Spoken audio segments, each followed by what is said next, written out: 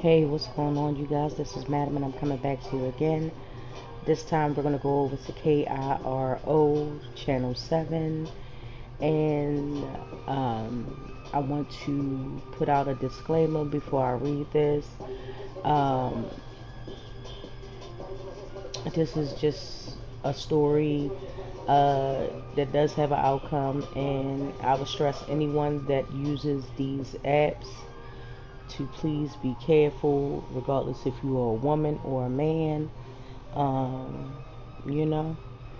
And the article says dating app serial killer caught with help of victim's friend is sentenced to 160 years behind bars. Also, another disclaimer that I want to put out there: if you have small children in the room, this video is not for children, and I would suggest that you would watch this video without the presence of children. Okay.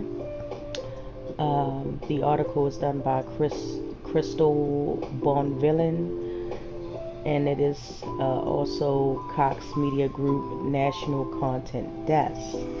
It says Newark, New Jersey. A Jersey man who used dating apps to lure three women he subsequently killed in 2016 was sentenced Wednesday to 160 years in prison. Khalil Wheeler Weaver, age 25, of Orange, denied responsibility for the murders of Robin West, age 19, of Union Township, Joanne Brown, age 33, of Newark, and Sarah Butler, age 20, of Montclair. He was also convicted of kidnapping and assault and attempted murder in an attack on Tiffany Taylor, who survived her attack. Wheeler Weaver must serve at least 145 years before being eligible for parole, according to the Essex County Prosecutor's Office. He was essentially sentenced to spend the rest of his days behind bars. Okay? And this is the gentleman in question who we are talking about. The article continues by saying the sentence today sends a clear and unequivocal message to each of these young women's mattered. Acting Essex County Prosecutor Theodore Stevens II said in the statement, this defendant mistakenly believed that he could kill them and dump their bodies and no one would care. He miscalculated. Okay? And it says Butler's sister and friend ultimately turned the tables on the killer using the same app through which he met Butler to lure him into a trap. The Associated Press reported that Butler's grieving loved ones gained access to her social media accounts and set up fake accounts to set up a meeting with Wheeler Weaver in Montclair, a town about 10 miles northwest of Newark. They then notified the police of the meeting. Montclair police investigators arrested him days later. Taylor also provided pivotal details that helped convict the killer, authorities said. I want to thank the Essex County Assistant Prosecutor, investigators, and others in law enforcement who worked to bring us to this day, Stevens said. Most importantly, I want to thank the surviving victim, Tiffany Taylor, and the friends and families of the other victims who played a pivotal role in the case. In an impact statement that was read, it says, I hope you suffer, boy.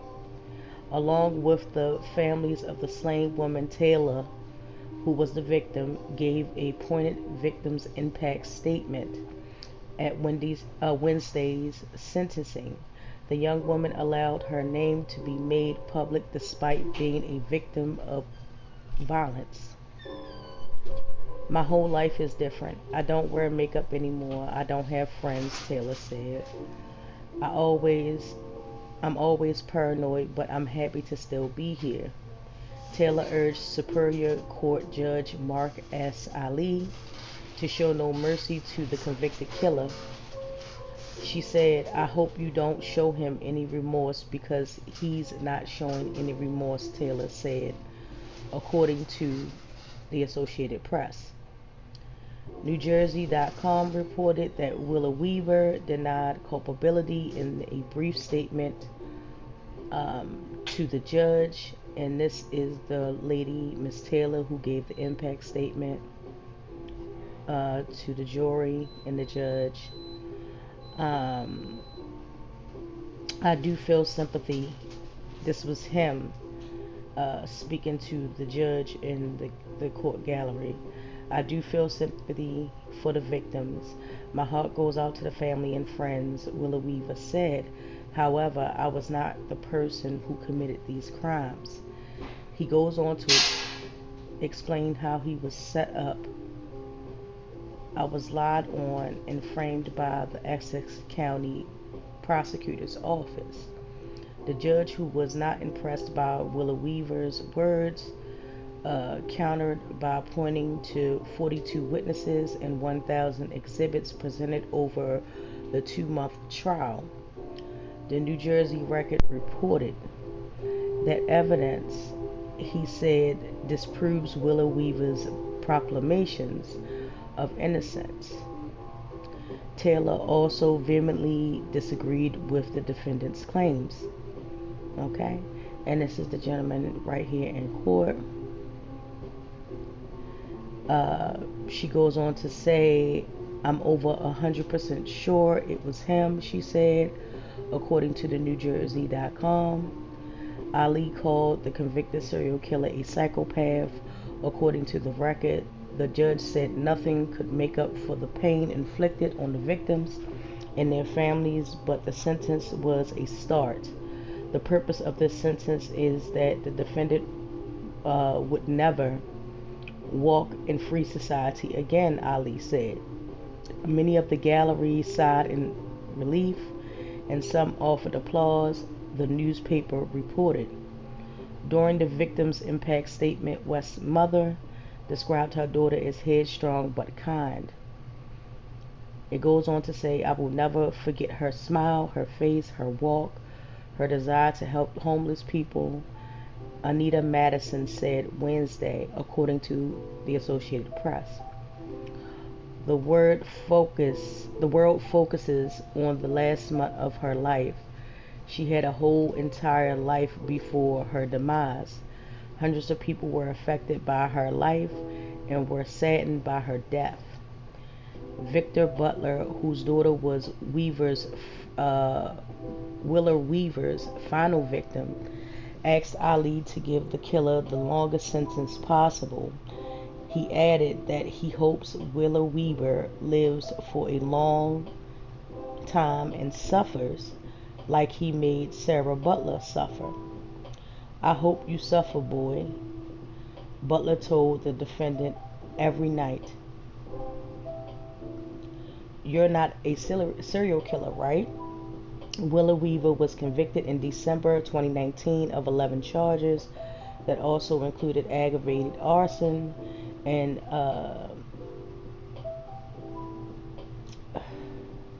desecration of human remains.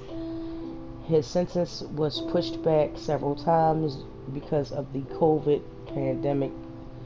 And it says, like many repeat killers, Willa Weaver targeted marginalized women. Assistant Prosecutor Adam Wells, who tried the case, said West, Brown, and Taylor had all been homeless at the point and resorted to sex work to survive.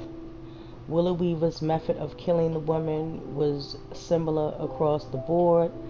He would set up meetings with them for intimate times. and then attacked them, wrapped their faces in tape, and strangled them with an article of clothing. Okay?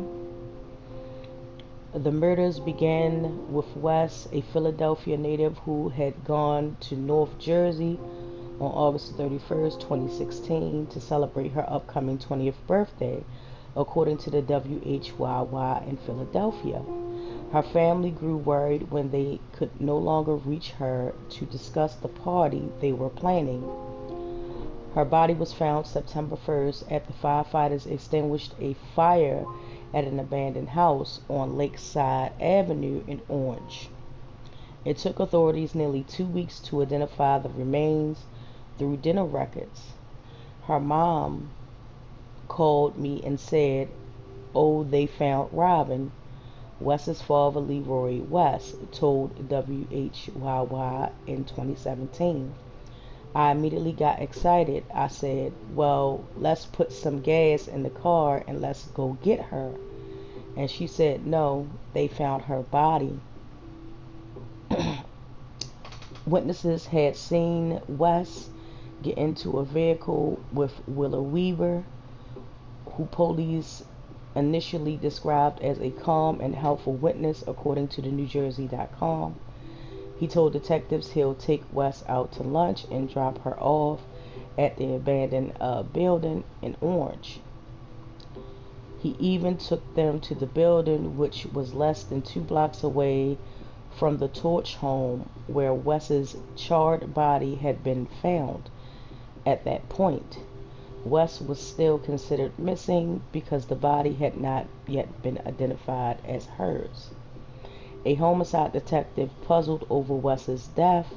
A second woman vanished. Brown, who authorities said was struggling with mental health issues and homelessness, was last seen on October 2016. Like West, she had been getting into Willa Weaver's vehicle. When she last spoke to a friend, it was from a phone tied to Willa Weaver's, NewJersey.com reported. Contractors found her decomposing remains December 5th at a vacant house on Holland Avenue in Orange. Tape covered her nose and mouth, and a jacket was tied around her neck as a ligature. She had been strangled. The vacant property where Brown's body was found, in just over a half a mile from where Willa Weaver lived with his mother. I'm assuming that that is the house in question where Willa Weaver lived, allegedly. Meanwhile, 2 incidents had taken place in November. On November the 15th, 2016, Taylor, who was several months pregnant and needed money, agreed to meet with Willa Weaver. Taylor, who was 34, she was attacked, testified at trial that she had been previously acquainted with Willa Weaver, who she had once conned out of cash. On the night of the attack, she didn't realize it was him who had answered her ad, NewJersey.com reported. Taylor said she didn't recognize him when he met her, when they met up, at her Elizabeth motel room because he wore a half-mast ski mask. It was cold that night, she said. She didn't think the mask was unusual. Taylor said they drove around for a while but were unable to get a motel room together because neither of them were carrying identification. She testified that they were about to part ways when she was struck in the head. He then handcuffed her, covered her mouth with duct tape, and assaulted her in the back seat of the car while strangling her. Taylor testified she repeatedly lost consciousness during the assault. After he removed his face mask and asked if he looked familiar, NewJersey.com reported, he was like, "You took my money," Taylor said. Terrified for her life, Taylor convinced Willow Weaver to drive her back to the motel by telling him she'll leave her cell phone there. When he did, she locked him out of the room and dialed 911. The Elizabeth Police Department later came under fire because they initially did not believe Taylor, who told the court officers seemed more interested in pinning her as a prostitute. She still had a pair of handcuffs dangling from her one wrist when officers arrived. For someone to call an hour after the fact that they were kidnapped didn't seem that it was urgent. Excuse me. Elizabeth Police Officer Billy L.Y. testified, according to the news site. A week later, Taylor's near-death experience, Butler vanished. Okay, and here's the video. I will link this video in the description. I will not play it because, you know, the usual YouTube politics. Alright. Getting back to the article, it says, like Wes Brown before her, Butler, a New Jersey City University student, was last seen with Willow Weaver when she disappeared on November 22nd, 2016, according to the record. Butler was home for Thanksgiving break when she borrowed her mom's van to see a friend. She was not a sex worker. She had met Willow Weaver online in previous conversations on social media networks tagged. Willow Weaver had offered her $500. Butler had backed out of the previous meeting, but on November 22nd, she decided, to go through with it. "You're not a serial killer, right?" she texted him. Wells, the prosecutor, said Butler soon left her parents' house. It was the last mistake she ever made, Wells said, according to the record. When Butler didn't return the next day, her family became alarmed. Her mother, Laverne Butler, called her daughter's friend, the hospital, and the Montclair Police Department. No one knew where she was. Her parents' van was found abandoned in Orange, less than a mile from Willow Weaver's home 3 days after she disappeared. Butler's body was found December 1st at Eagle Rock Reservation, a conservation area in West Orange, buried beneath leaves and other debris. Like Brown, Butler's body bore signs of strangulation with a piece of clothing, and court records had indicated. Okay, and I'm assuming this is the area where she was found. Okay, all right. Continuing on, Butler's sister, who knew the college student's social media password, got together with her friends and went into her sister's account, the record reported. In the tag account, she found the interaction between Butler and Willow Weaver.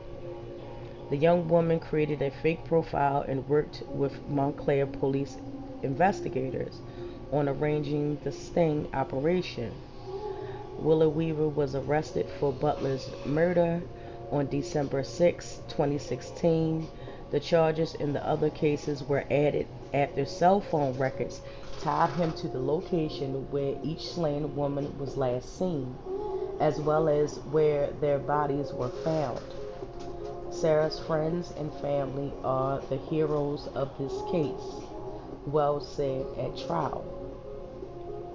And this is the end of the news article. It was kind of long, but it was a very interesting case. Thankfully, they caught the right person, assuming that the evidence was overwhelming. Okay. And as I said in the beginning, I hope that everyone just takes a little bit of caution with the things that they do. If you stayed till the end of the video or even watched the video, I thank you so much in advance for taking the time out to watch one of my videos. Also, please comment down below. If you lived in the area, have heard of the story, I would love to hear your opinion on it. Um, it's just a truly tragic and sad story. Sadly, it's one of the things that is a very real occurrence in society nowadays. Well, so with that being said, you guys, thank you so much for watching my video, and I'll get back to you in the next one.